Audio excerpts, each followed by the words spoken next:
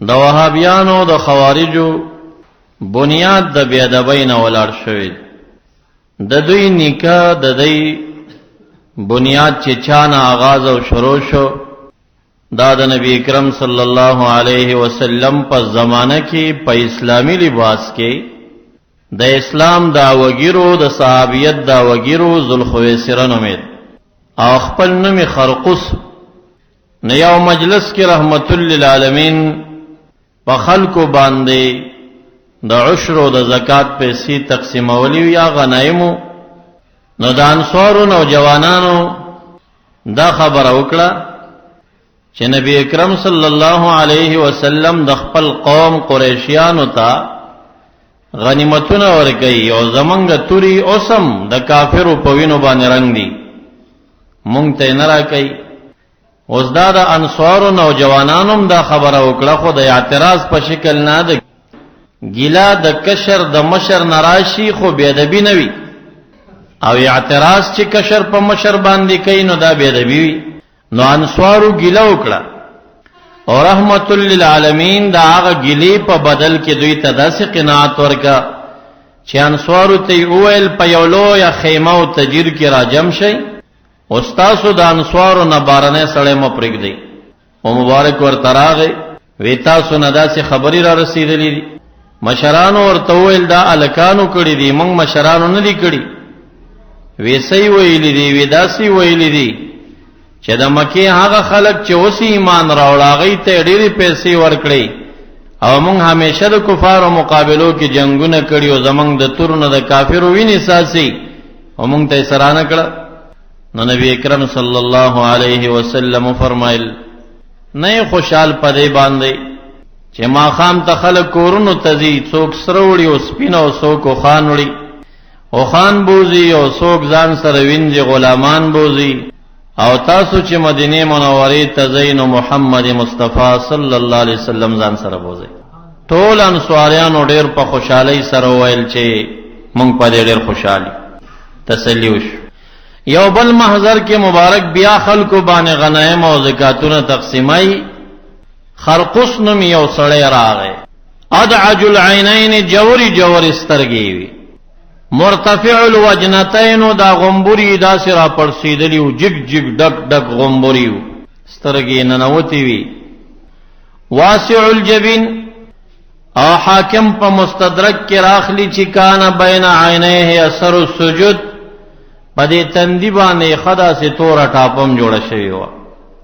محلوق الراس سرم خریلیو مشمر الازاری او دا پنسی خی پورا را پورته کړی وي. تاسو دې حدیث ته غوږ کېږدئ دا وابي ځان ته مخې ته ودروئ چې دا د وابي شکل دی که نه جوور سترګې وي ډک ډک غومبوري دي دارې خریلیو مشمر الازار حدیث د بخاری شریف دی دا پنسی پورا اوچتې کړی وي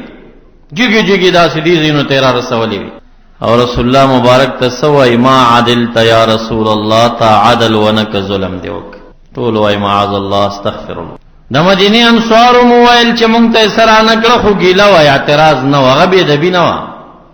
دای بدل کې مبارک څومره خپل جواب ورکړي تاسو بزان سره کورته محمد مصطفی صلی الله علیه وسلم بوز کما مال او سرا خلکو ته ورکړي خو ځان می تاسو ته درکړي دي. او دویم قول کې راضی چې ورته فرمایل لو سلک الناس واديا وشعبا وسلكت الانصار واديا وشعبا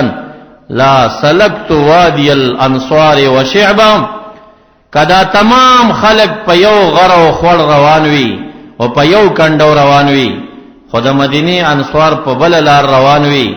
نو مبارکو فرمایل د خلکو پس بنظم د مدانصار په لار بز روان شي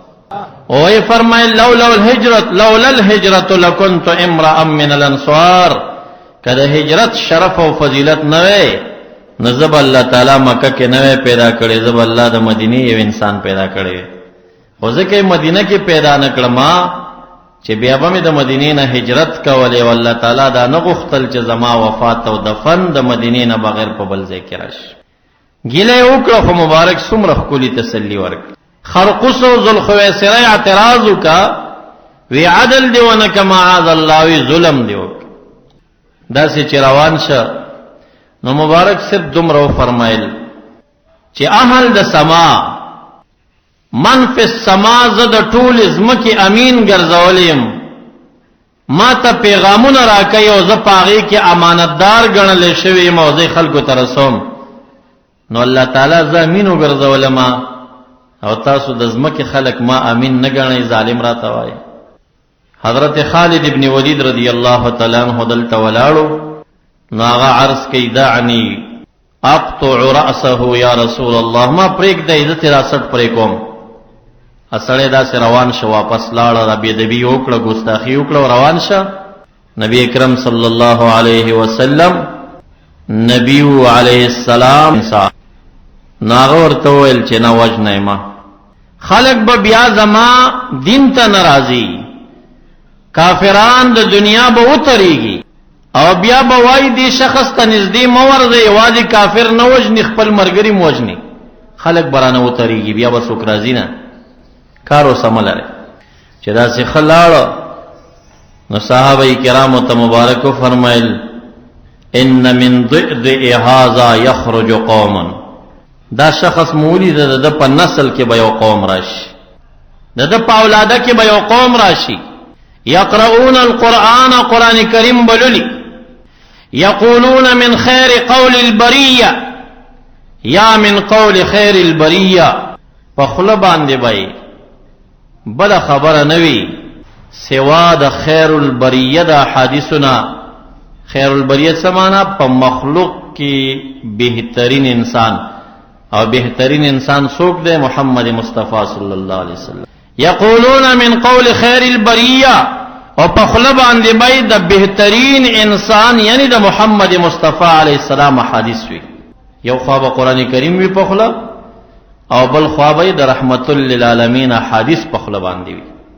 لا یجاوز تراقیهم قران کریم بلولی خدغه چرغلق نخکته به اثر د قران په دکې نوی یخرجون من الدین دین نبوزی کما یخرج السهم من الرمیا اے من المرمیا لکه څنګه چې دا غشه د مرمینه وزي غشه تیروي چې ښکار پیولګي بوټوزي نو د ډیر سرعت د لاسا په غشي باندې د وینې اثر نه د ډیر تیزوالی د وجنه کمرمای په غوخه کې دن نشي او بار ته وزي او هغه مرمۍ هغه مردکې چې ته په دیوال ولګي او سوړ شي راوایخلې ستا خپه به سوری وي خو هغه به په وینو سره نه د ډیر سرعت او د تیزوالي د وجنه پاغي باندې اثر د وینې نه مبارک فرمایي وي داسې به د دین نوزي چې د دین اثر به ور باندې د سری پاتې نشي اغه ذل خویسره خرقص بپټ پټ په اسلامي لباس کې مرګري پیدا کول دا کغنو عبد الله او هغه چې کوم د مدینه منورې تراوسته هغه داسې پوي کړیو چې ته ډېر په عاجزۍ باندې مونږ کې چې ترسو دا صحابه کرام ستا په منځو غولېږي هغه به دومره په عاجزۍ مونږ کو چې تمام صحابو کې دا خورش و چې یو نوې سړی راغلی دی خو ساجيبه مونږ کې نو مسجد نه بهر مبارک ناس دی او صحابه کرام ناس دي نو یو صحابي مبارک عرض کوي یا رسول الله صلی الله علیه وسلم یو شخص نوې را پیدا شوی دی او داسې عجیبه منځ کوي کداغه منځ دی ولید نو حیرت کې بواقعش د رحمت للعالمین رادار او کشف او فراست خوري تیزو هغه پیژندلې مو هغه داغه منافق نه خبره مو خو غلیش یو دویم شخص راوړاندې شو یا رسول الله علیک السلام یو شخص نوې راغلی دی کتا داغه منځ ته وکتل عجیبه منځ کې خو چې دریم صحابي مبارک دا شي کړه خبره عرض کړه نګوري چې هغه شخص دا سراغه په مجلس تیر شو مسجد شریف ته نه وته نار یو صحابي مبارک وي هو هاذا یا رسول الله هو هاذا اچھا مونږی تعریفونه کو دا شخصیت درته یادو دغه دی هغه چې مسجد ته نه وته نبی اکرم صلی الله علیه وسلم په جلال کې راغ ځکه د دې شخص باطن او مرداری خو مبارک ته معلومه او چې دا څومره مردار انسان او هغه په منځ غولیدلی نو چاته ویل ورشه زما د کور نه تور زما راوړ خلک حیران شو چې دا خو غزا تم روان نه دی سفر تم نزینو پدې شی بکې تور باندې سکای خو امر ومنلی شو، لاړو توره یې راوړه. توره یې د تیکې نه راویسته او صدیق اکبر رضی الله تعالی عنہ ته لاسونو کې ورکړه، وی دننه لاړ شه او د دې کم شخص صفت چې ماته کېږي چې داسې بهترین منځ کوي، کدی په رکوع وي او کدی په سجده وي او د شا د اړخه یې ووهه چې سټ یې لرې پرېوځي، سټ ته کټ. صدیق اکبر رضی الله تعالی عنہ چې ورغی، هغه چې دی وخت کې هغه په قیام ولاړ، ډېر زیات د عاجزۍ اندازې برابر کړی و، د هغه پې زړه ونه شو. راغی یا رسول الله علیک السلام، کاش تاسو یو ځل ورشئ، تاسو خو یې وګورئ چې دا په کم هیئت منځ کوي. وی توره راکړه. عمر فاروق رضی الله تعالی سجده وي که په هر حال وي خو سټ ته پرېږه او دننه مسجد کې مرګ کول سوچ. مس چې هغه ورغی نو دې حال کې هغه بیا په مانځه ولاړ دی او ډېر عاجزي. د عمر فاروق غوندې جلالي انسان زړه م پې ونه شو. واپس راغی، یا رسول الله علیک السلام،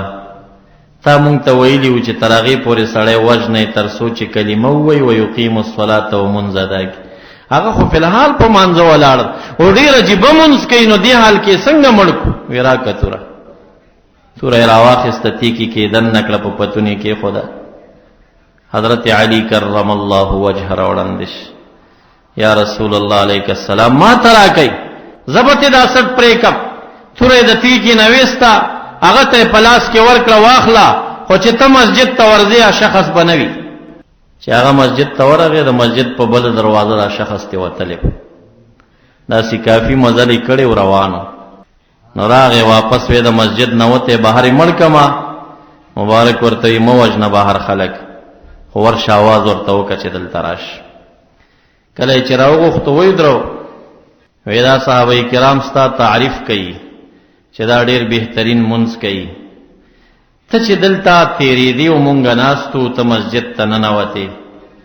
نو ستا په دننه زړه کې یوه پټه خبره راله. هغه خبره د صحابو ته وکړه چې صحابو ته پته ولګي چې ته څنګه انسان، ستا زړه کې څه راغلي و. هغه هم دروغ ونه ویل، وی زما زړه کې دغه ټیم کې راغلله چې په تمام روی زمین کې دی وخت کې زمانه بهترین انسان بل نشته. صحابه کرام یو د بل نه مخکې کېږي، را یا رسول الله توره راکړئ چې دا سټ دې پرېږدو، دا خو ستا نه م غټه دعوه وکړه. مبارک ورته وایي نه پرېږدئ، اوس بیا به خلک زما دین ته نه راځي.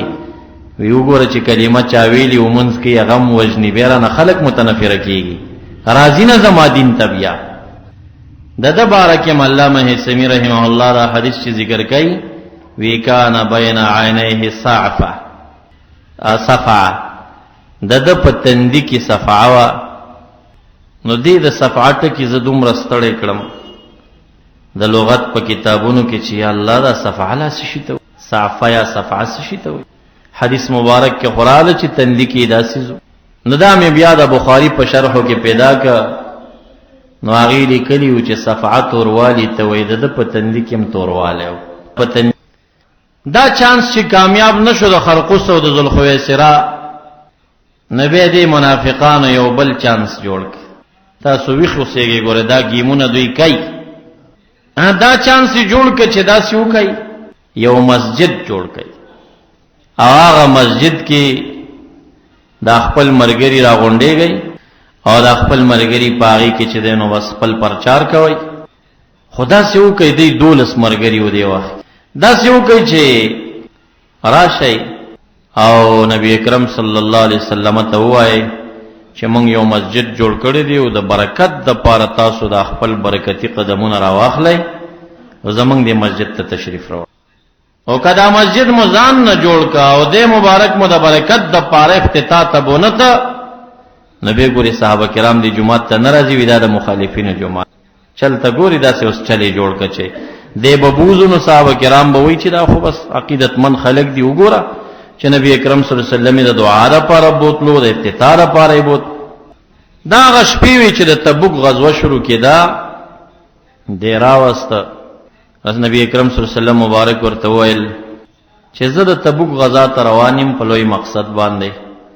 او چې د غزوې نه واپس رالم نو بیا به ستاسو مسجد ته درشمه، یو 2 رکعاته مونځ به وکړمه، چمګاون خلکو ته به ووایم چې راځئ دلته مونځ کوئ. کله چې غزوه ختمه شو د غزوې نه واپس راځي او دغه مسجد ته مدینه منورې ته چې نږدې کیږي او اراده کوي چې اوس ورشي منځ ورګي کوي د لسمې سفارې د سورته توبه آیتونه ورته نازل شو او دا آیت ورته راغی لمسجد اسس على التقوى احق ان تقوم فيه هغه مسجد چې د هغې بنیاد په ایمان او په تقوا یې ښودلی شوی دی چې د قبا مسجد دی هغه ډیر لایق د دې دی چې تال ته ودرېږي او منځو کې دا مونږ چې کې هغه خلکو ته یو څه چې چا اول رالی او مسجد یې درته جوړ او دا مسجد درار دا د ضرر د مسلمانانو دپاره او دا ارصاد او مرچل د کافرانو دی ګورې دې نوم جماعت دی مسجد دی او پس پردا پدی کې دنا د کافرو د مسلمانانو په خلاف میټنګونه دلته کیږي لا تقم فيه ابدا ابد الابد پوری پدې مسجد کې ورندريږي دلته منځونه کې مبارک لار بدل کړه مسجد نبوي شریف تراغه آیتونه په لار کې نازل شو حضرت علی کرم الله وجهه او چند صحابه مرګري کړل ویلار شي دغه کلی ته او دې کلی کې چې زما مخلص صحابه څومره دي دا ټول راغون کوي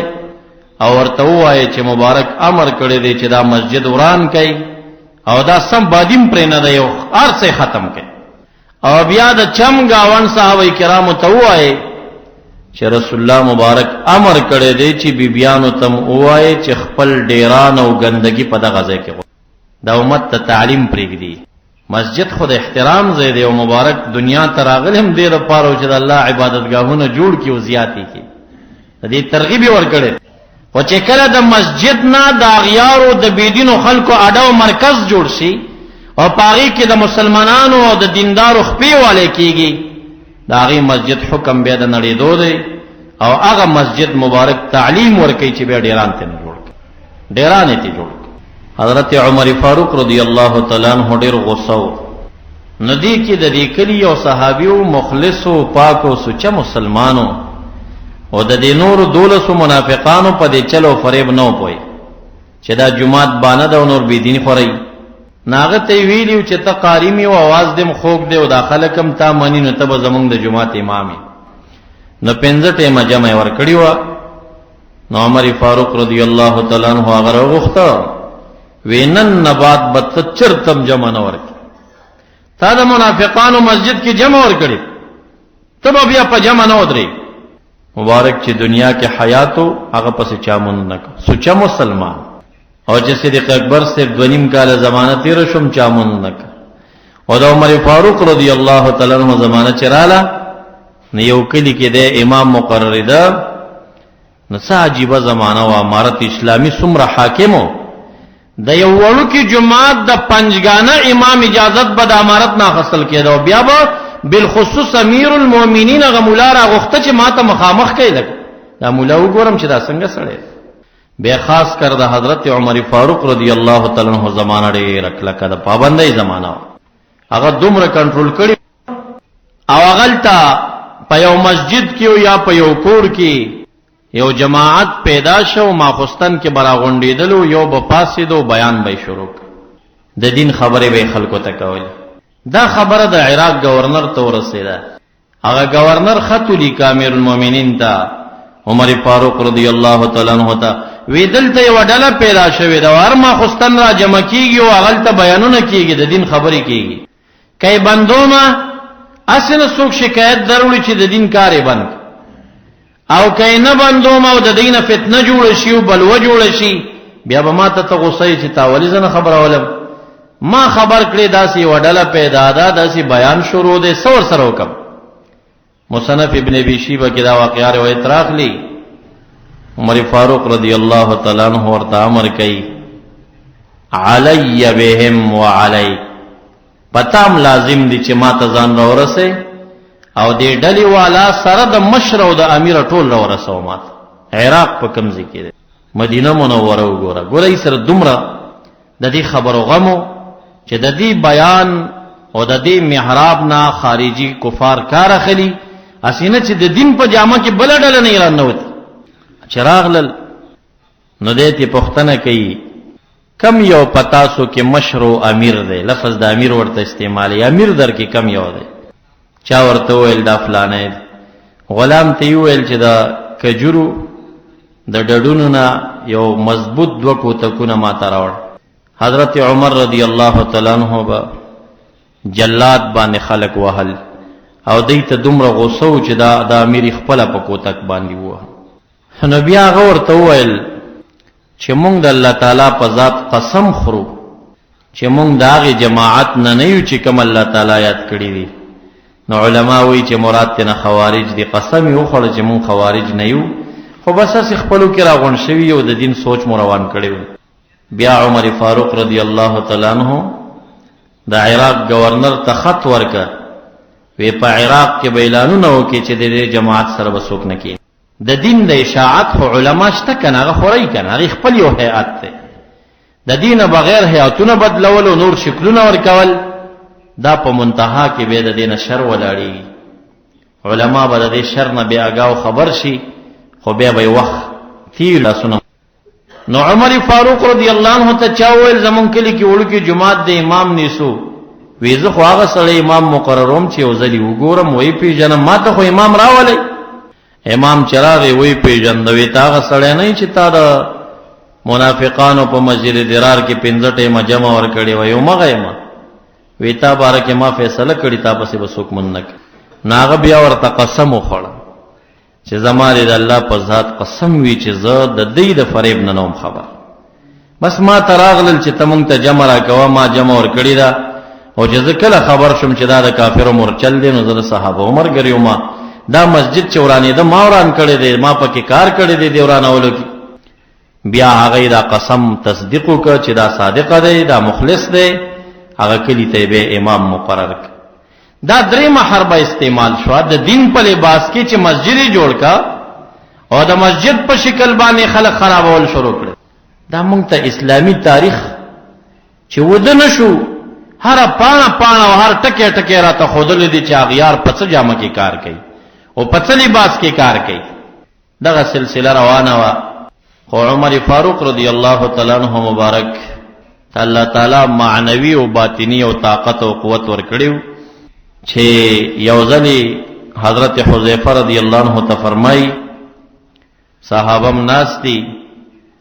چې تاسو کې د فتنې متعلق د مبارک نه چا څه اورېدلي ما ته ووایه. نو یو شخص ورته وویل چې ما اورېدلي دي. وی ته به دا وړې فتنې یادوې لکه سړی چې د زنانه باره کې فتنه کې اخته کېږي، اهل و عیال باره کې فتنه کې اخته کېږي، دا یادوې؟ وی یاو. وی دا نه یادوم. التي تموج كموج البحر، هغه غټه فتنه راته وښایه، د هغې باره کې حدیث بیان کا چې هغه د لوی خوړ او د بحر په شان چپی وهي، مخه یې نه نیول کېږي. حذیفه رضی الله تعالی عنہ را پاڅېده، وی هغه خو ما ته هغې باره کې احادیث معلوم دي. او بیا ورته وایي یا امیر المؤمنین ته ولې خوف و خطر د هغې فتنې نه لري؟ ستا او د هغې فتنې په منځ کې دروازه ده، ته چې ژوندی هغه فتنه دی امت ته نشي راننوتی. نو عمر فاروق رضی الله تعالی عنہ تم پته و چې دا دروازه څوک دی، ته پته و چې دروازه زیما که زه د دنیا نه لاړم نو دی امت ته بشي. نو ورته ویل چې ایفتح ام یکسر، دا دروازه به ماته شي او که دا به کولو شي. حذیفه رضی الله تعالی عنہ ته فرمایي ماته رسول الله مبارکو فرمایل چې دا دروازه به ماته شي. نو د مبارکو فرمایل کدا کولو شوي وي نو پرستو امت کې تر قیامت به یو ځوان پیدا شوی وي، نو بیا به یې وربنده کړې وي. خو چې دروازه ماته شي نو هغه بیا نه بندېږي. نو په دې حال افسوس وکړه. نو چا حذیفه صاحب ته وویل چې حضرت عمر صاحب دا دروازه پیژنده وي، ولې نه پیژنده؟ سبا ته ورځ نه چې مخکې دا کومه ورځ راځي په دې سړی څومره علم لري، دغه شان هغه ته پته وه. هغه پوهېده چې دروازه زیم، او په دې هم پوهېږو چې مراد د ماتېدو نه شهادت د حضرت عمر رضی الله تعالی عنہ او مراد د کولاوېدو نه مرګ د ده. که دی په خپل مرګ وفات وی نو دروازه به کولاو وی د فتنو د امت ته، خو چا به بنده کړې وه. خو چې دی شهید شو دروازه ماته شوه، تا روز قیامت د دې بندېدل بیا نه. نو دا عمر فاروق رضی الله عنه زمانه چې وه دا فتنې پټې پټې او مغلوبې وي، دوی غلبه نه وه کړې. حضرت عثمان رضی اللہ تعالی عنہ زمانہ کې رو آغاز د فتنو شو او د حضرت علی کرم الله وجهه په وخت کې د فتنو تنظیمی شکل اختیار کا دی وخت پورې پټ پټو تنظیمی شکل اختیار کا نبی ادولوی تنظیمونه مخه تراغلل چې یو د شیګانو او د دې مشری په دغه وخت کې عبد الله ابن سبا کوله او دغه عبد الله بن سبا په عراق کې فتنه جوړ کړه او پاغه فتنه کې بددا خبري کولې چې ان العلی هو الاله معاذ الله بل الله معبود نشته دی چې هغه معبود دی نو حضرت علی سے بخپل دی کله چې حضرت علی کرم الله وجهه تدا خبر ورسیده نو دا جماعت والے راونی ولوي تړل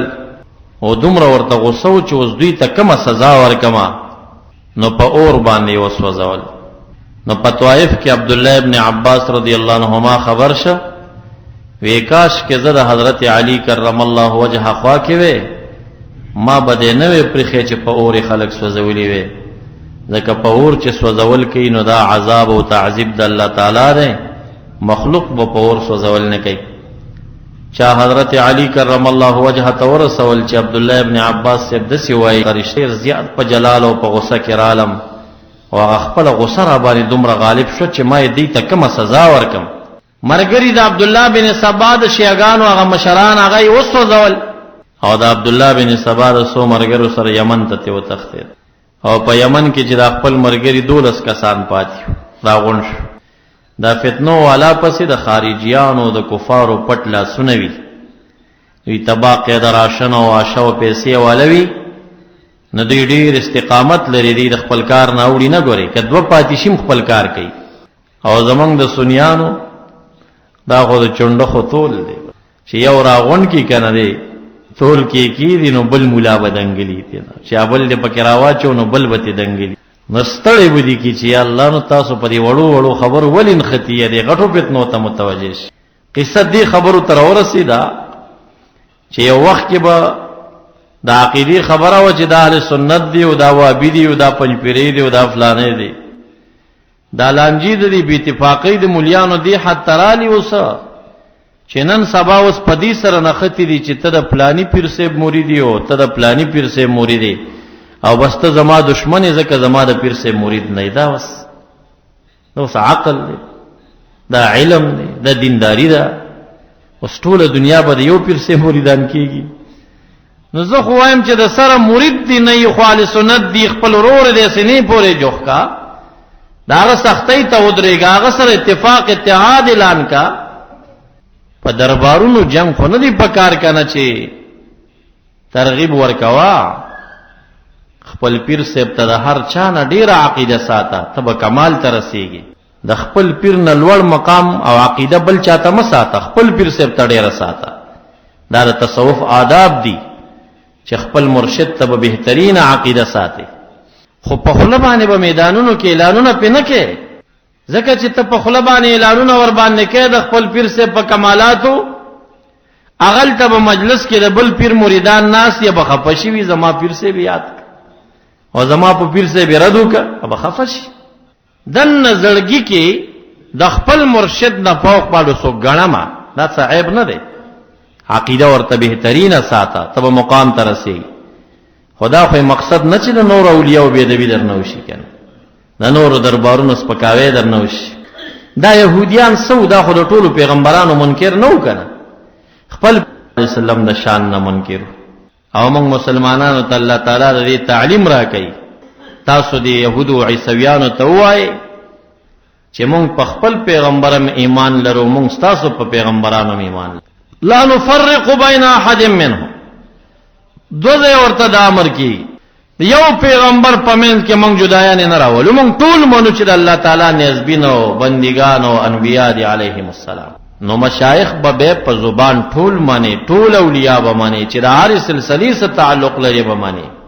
او د اهل سنت به یو پیر سے په لمن کې نه راغونډي چې دغه لمن کې بس مسلمانی دی او د دینه بارګنی کفر بعضی یو سوشر پسند خدا سے پیدا شوی چې کداغی د فتوی پسې لاړی کنه نو یقینو کوي چې ټول پاکستان او خاص کر ټول پیښور کې یاره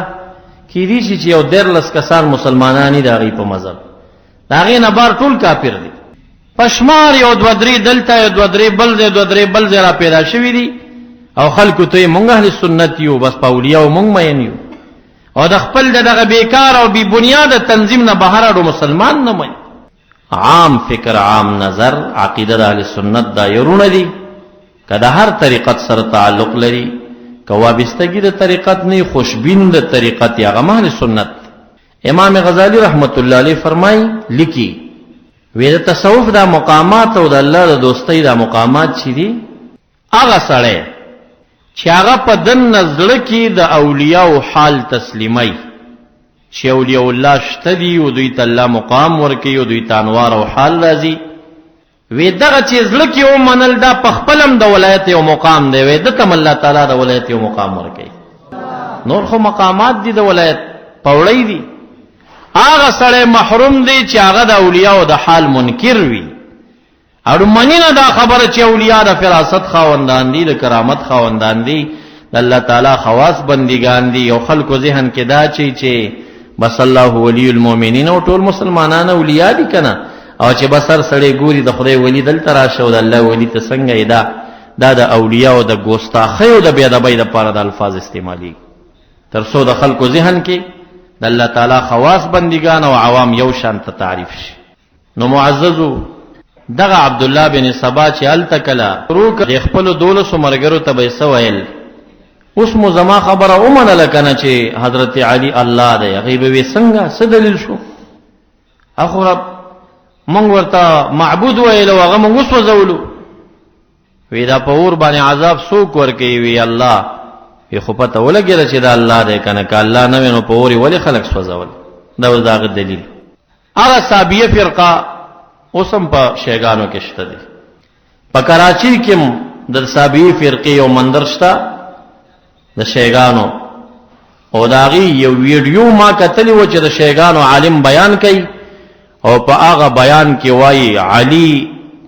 اگر الہ نہیں تو الہ سے کم نہیں. دا دغه الفاظ پاکستان کې دا فتنه شته، که الله نه دی د الله نه کم نه دی. او دویم بیان مغه ګرخری دی، فاسق مولا دی، او د شیګانو غاټ علامه دی. په دویم بیان کې وایي چې علی الله ہے، علی الله دی. دا صابیه فرقه ده. بل فرقه چې دغه وخت کې خطرناک راوته هغه د خوارجو شوه، او د هغوی شیخ الحدیث او شیخ القرآن چې ونو ابن الکوان امید، او دا حرورای ورتوینو په حرورا کې یو کلی او په هغه ځای کې دوی اجتماع جوړ کړه او پرچار شروع کا حتی کې 12,000 کسانو ته خوارج ورسید. حضرت علی کرم الله وجهه د دې مقابله را واخستی او خلکو به ورته ویل چې کافر دی. وی په خله کلمه وینو کافر وته نشم وید. وی منافقان دي، وی منافقان ذکر نه کوي او دوی خو تلاوت هم کوي. وی جنگ پیو کا، وی اخواننا زمونږ رونه دي، قسم شي چرته.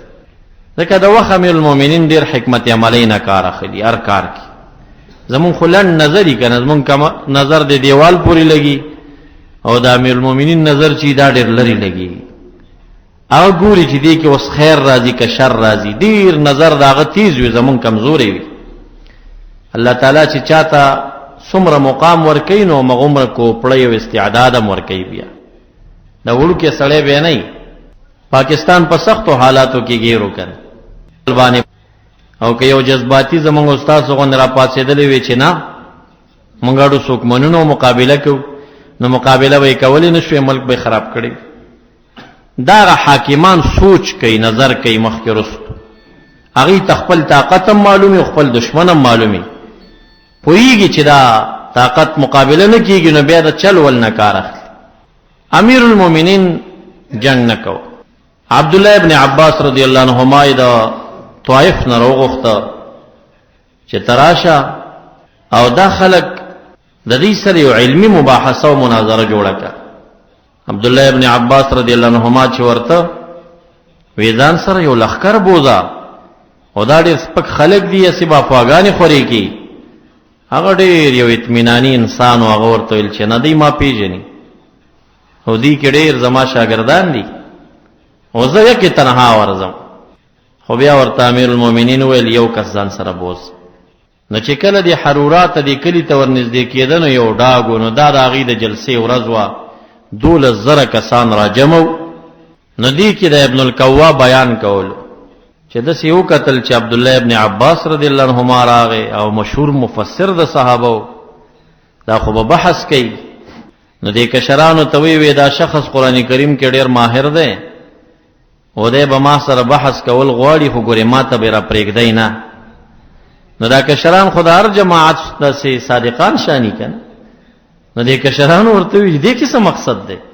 ابه مونږ راولو ته به ورسره مناظره کې خبرې به ورسره کې ابن الکوا باندې ولګېده چې دا څه لانجه شو د سره څوک مناظره کوي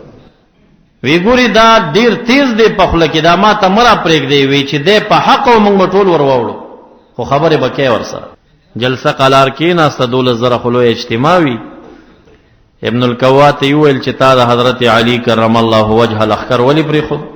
خوارج ورته ویم ځکه چې دی خروج کړی دی د باچا د قانون نه وتلي کوم خلک چې د باچا د قانون نه وځي دې ته خوارج وي وی دی خروج کړی د باچا د قانون او د اطاعت نه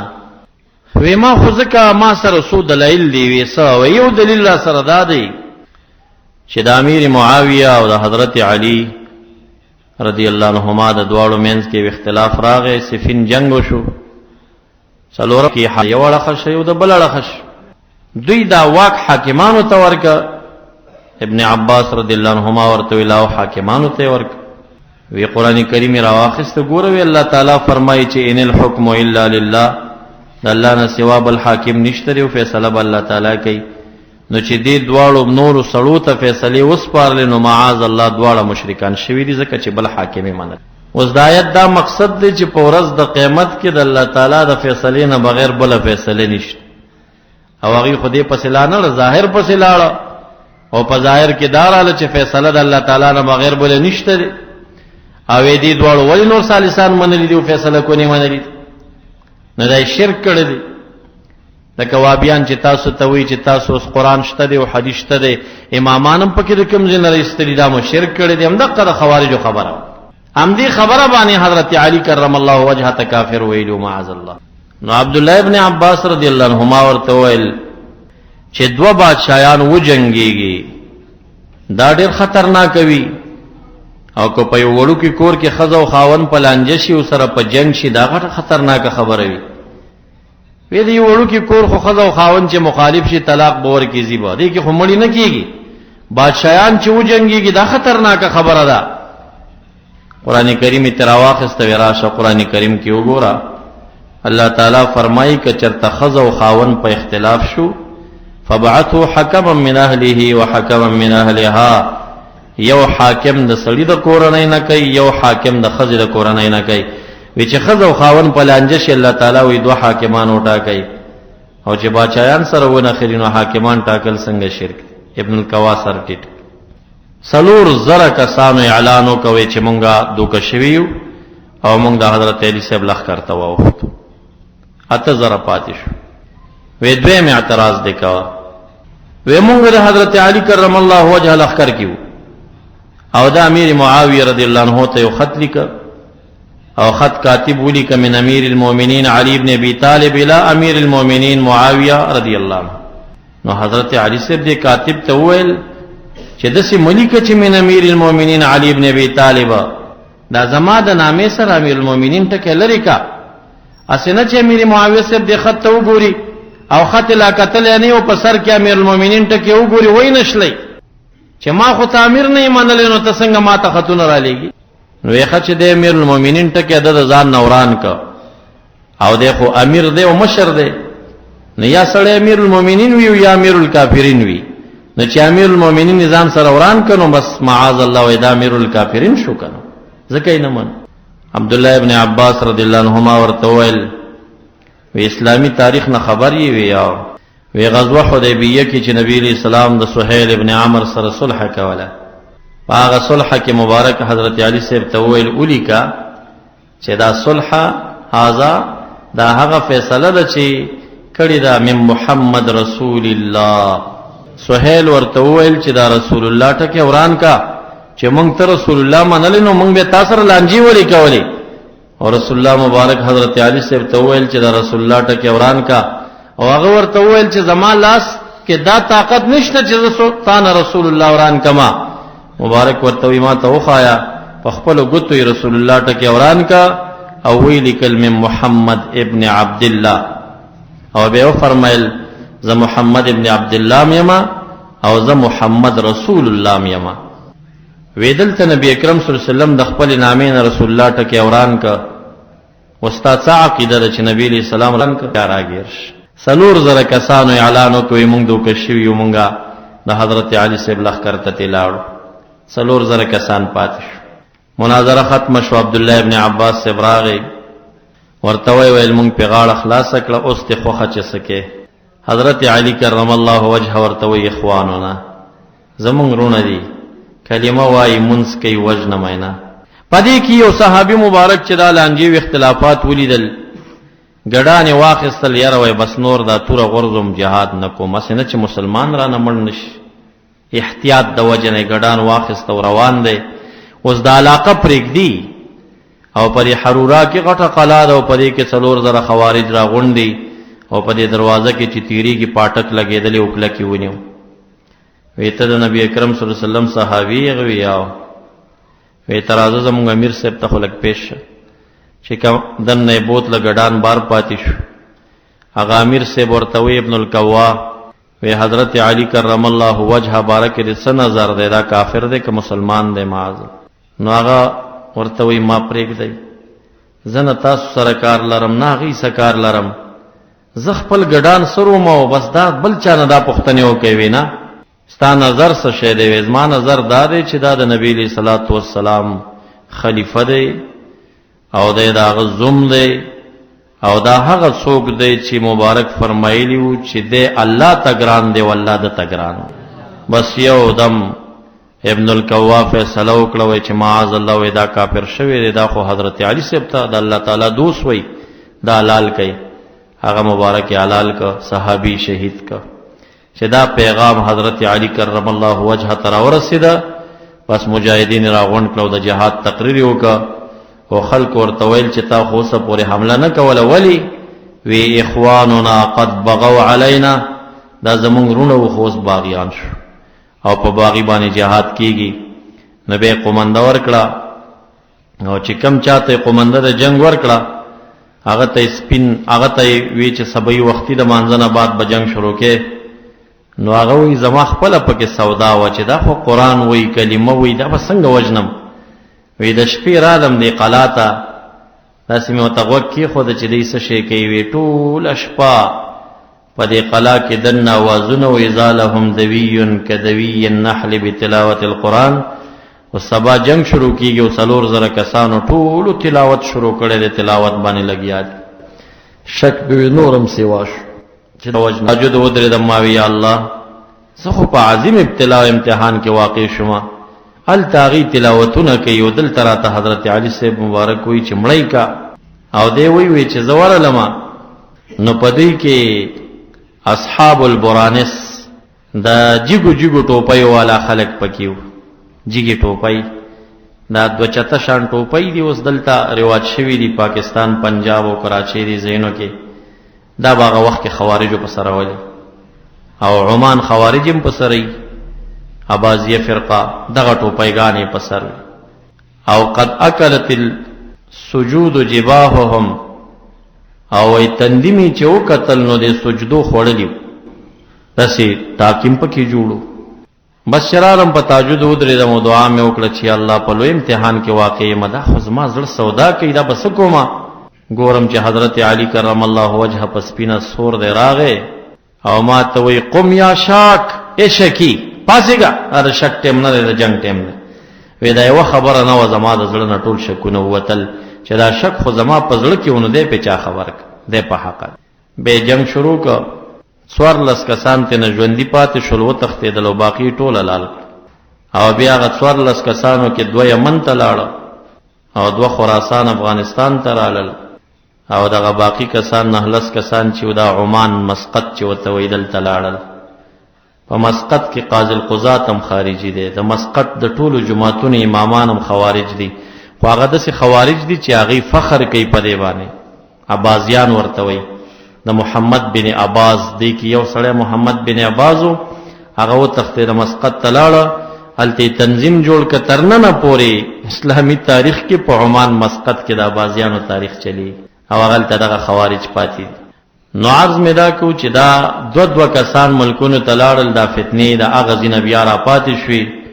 په دوی کې 80 علما و غټ غټ هغه 80 وړه علما یې حلال کړل او بیا د هغې سرونه په عراق او په دمشق او په لوی لوی جوماتونو باندې کېښودل او حضرت حذیفه رضی الله تعالی عنہ راغی او داسې ورته کتل او بیا وژړل او بیا وویل چې ما د نبی اکرم صلی الله علیه وسلم نه یو ځل نه دوه ځل نه بلکې کومې وکړتې دا نه وې اورېدلي نو ما به نه بیان کړی چې د دې متعلق دا فرمایلي و چې هم شر الخلق والخلیقه تحت ادیم السماء کتلق کې بدترین مخلوق ده او هغه 80 واړه علما چې حلال کړي وو په جوماتونو یې ورته سرونه ایښي وو قد اکلت السجود جباههم د هغې تندو کې هم ټاکې جوړ نو دا د خوارجو دا فتنه هغه وخت نه بیا دغه 14 نفرو خوره را خوره کړه رنګونه او نمونه یې بدل شوي دي اجماعي عقاید د خوارجو یې ودا ده چې د خپل جماعت نه بهر سړی مسلمان نه ګڼي دا یو اجماعي خبره ده دوی بل اجماعي خبره دا ده چې دوی 3 طلاق په یو ټیم چې بیبي ته ورکي نو دوی وی دا رجعي طلاق دی نو د شپې لاړ شو رجوع وکړه نو طلاق ختم شو تاسو اوس لاړ شئ وابیانو نه تپوس وکړئ دا فیصله درته کوي که نه کوي بله اجماعي عقیده د دوی دا ده چې په عمل باندې سړی کافر کوي مونځ چا ونه که کافر شو قتل دی وکه کافر شو سحر دی وکه کافر شو په اعمالو سړی کافر کوي او اهل سنت والجماعه وایي چې په عمل نه کولو باندې فاسق کیږي خو کافر کیږي نه زنا چا وکړه کافر نه دی خو بلکې دی فاسق مسلمان دی خو د اسلام نه پینوځي خوارج وایي دا سړی کافر کیږي په دې باندې که چا دا وکړه بله اجماعي عقیده د دوی دا ده چې د اولیاء او کرامات به نه مني اهل سنت والجماعه د اولیاء او کرامات مني دا چند اجماعي عقاید د خوارجو دي او دا چې اوس وخت کې مونږ ګورو بل اجماعي عقیده دا ده چې د وخت باچا کله ظالم وي دوی د هغې په خلاف باندې د جهاد اعلان کوي هر ځای کې چې وي او اهل سنت والجماعه وایي که د وخت باچا عادل منې وی که ظالم منې وی که کافر نو بیا په مقابل کې پاسېږي او چې کافر نو مسلمانو خو ظالم او شرابخور او فاسقو نو مقابله کې به نه ودرېږي ولی که ودرېدي په دې کې اسلام ته نقصان دی د مسلمانانو ملک کمزوري کیږي د ډیر وخت رئیسي باچایان په هر ملک کې لګیا دي فاسقان او ظالمان دي او کدا ټول خلک د مسلمانانو باچایانو په خلاف را پاسېږي د کافرانو ته پکې ګټه ورځي مسلمانانو ته ګټه نه ورځي پاغي دا د اهل سنت هغه اصول دي او خوارج دغه اصول دي نو معززو دغه جماعات په مختلفو شکلونو په ادارو په مدرسو او په جماعتونو کې کارونه کوي څنګه چې ویښ یې نور مرتاګه ویښ شي او خپل عقیده د خپل مشایخو په لمن کې کلکه وساتئ او دغه اغیارو پسې مزئ څلورو مذهبونو کې دا ټول امت را متفق شوی دی دغه څلورو مذهبونو نه بهر حقانیت نشته د دې نه موځئ او زمونږ مذهب دلته د امام ابو حنیفه رحمه الله مفتی چې پوښتنه کوي تاسو ته حل کیږي او که تاسو شافعي سے مذهب ته لاړ شئ نو یوه مدرسه نشته دی نو دین به چانه زده کوئ نو خپله به بېدینۍ په خوا روانېږي او که تاسو څلور مذهبه پرېږدئ او بل مذهب ته ترېنه لاړ شئ نو دا خو خپله د بېدینۍ پول دی په بله خوا به روانېږئ